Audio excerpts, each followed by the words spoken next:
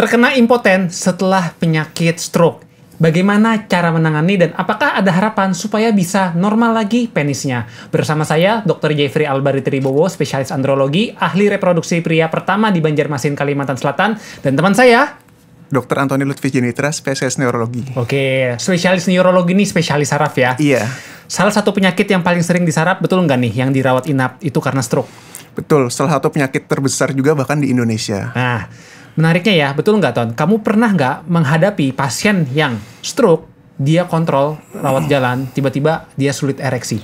Pernah, dan kejadiannya mungkin cukup sering ya. Cukup sering? Nah, kenapa bisa kayak gitu? Dari yang sudah saya pelajarin ini, ternyata ada beberapa faktor yang bisa menyebabkan si pasien itu jadi terkena impotensi setelah stroke. Yang pertama itu adalah jelas karena faktor neurologisnya. Ada bagian-bagian otak yang menyebabkan dia tidak bisa bekerja dengan baik untuk ereksi.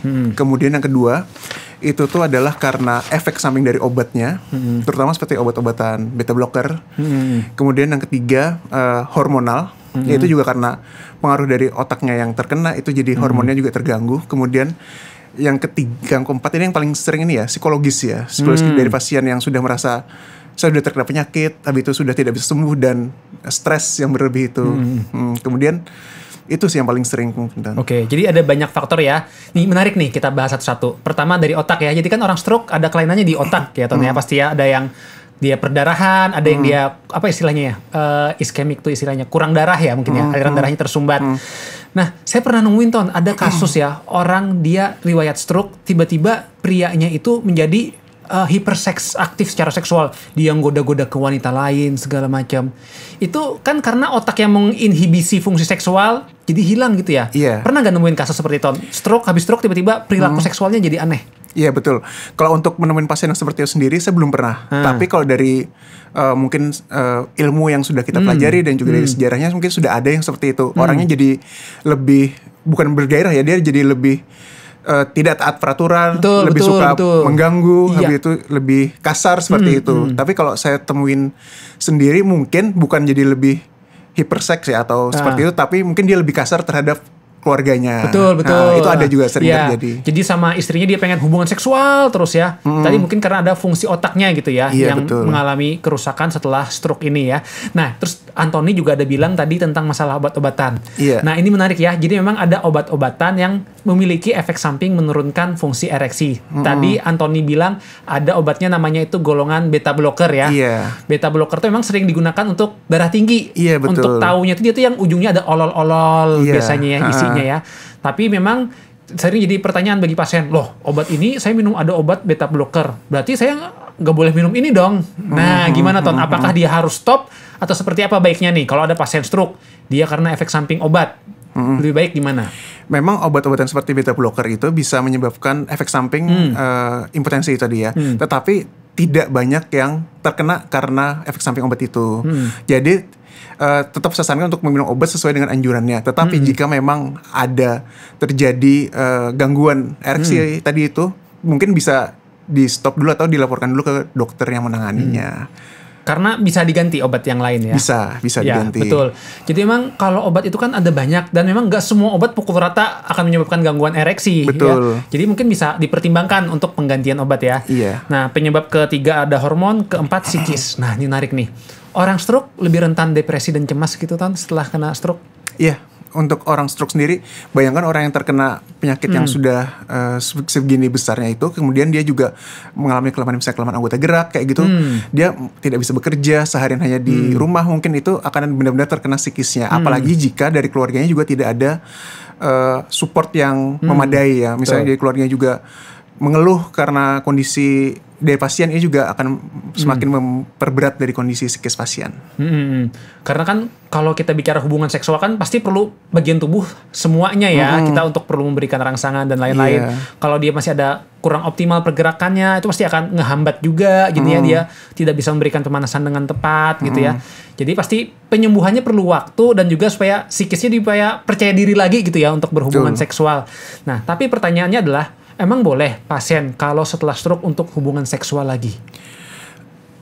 Sebenarnya orang yang pasca terkena stroke itu harus kita perlakukan juga sebagai orang yang normal lagi. Ya seperti misalnya kebutuhan biologis itu wajib dipenuhi.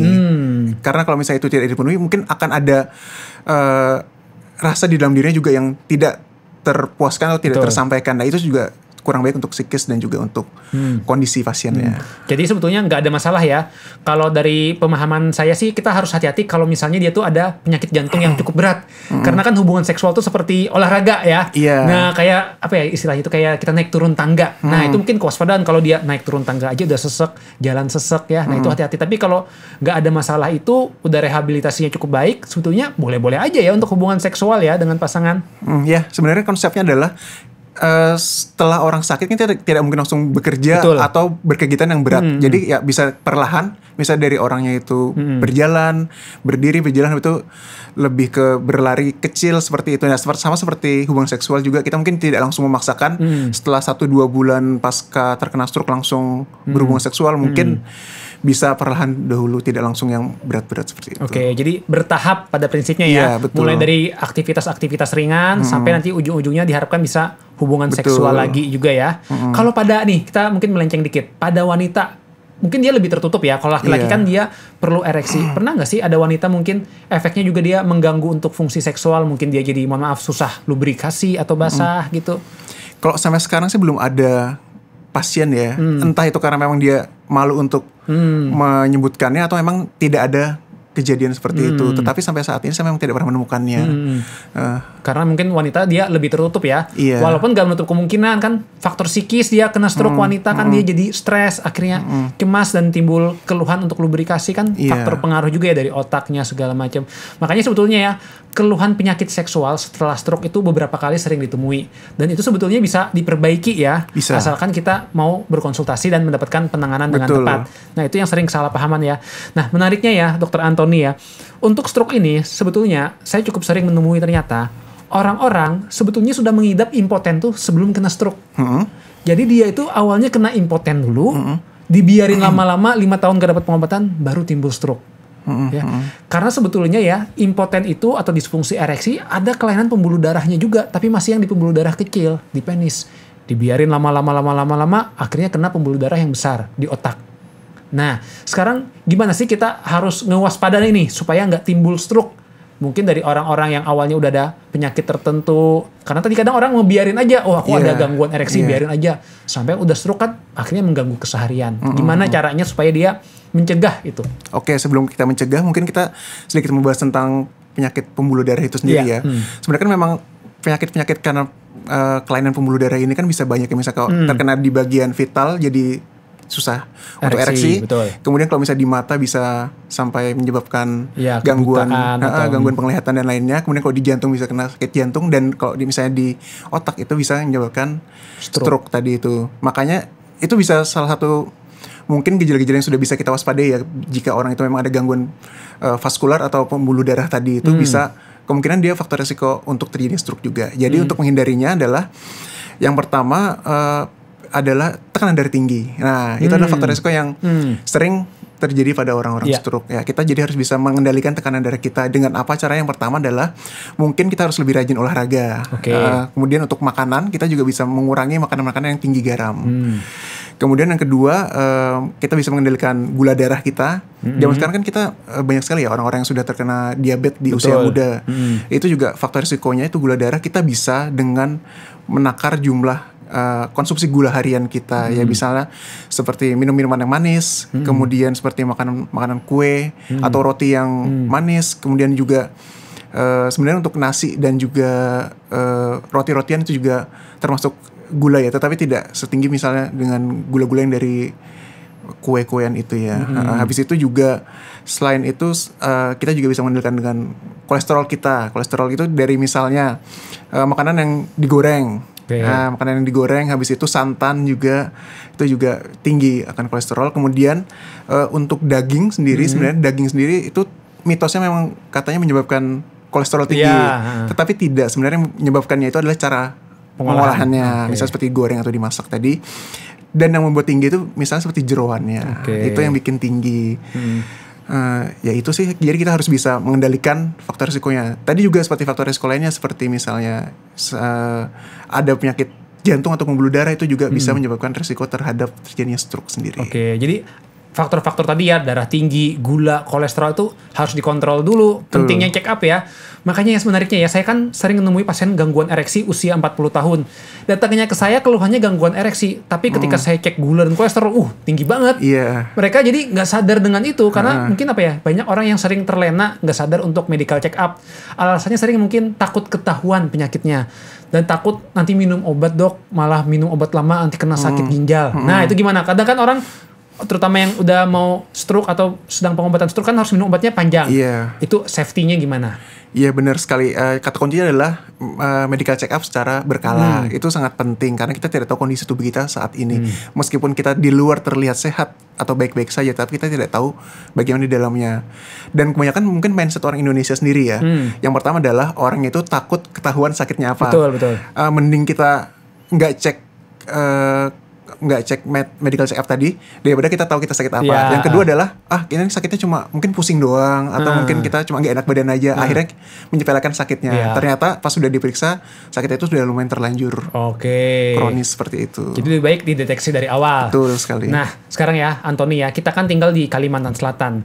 Kalau menurut dokter Anthony, makanan-makanannya nih di Kalimantan Selatan populer dengan bakar, ikan-ikan bakar gitu ya, kuenya yang manis. Gimana kita ngaturnya nih makanan yang dianjurkan dan dibatesin, karena kan kita orang Kalimantan Selatan sukanya yang manis mungkin ya. Nah itu gimana nih tipsnya nih?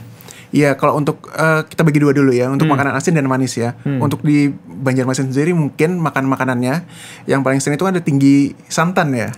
Iya benar. Ya itu mungkin bisa dikurangi, diganti dengan makanan-makanan yang direbus atau kukus seperti itu. Digoreng sebenarnya tidak apa-apa, tetapi kalau bisa kita juga harus mengimbangi dengan makan sayur.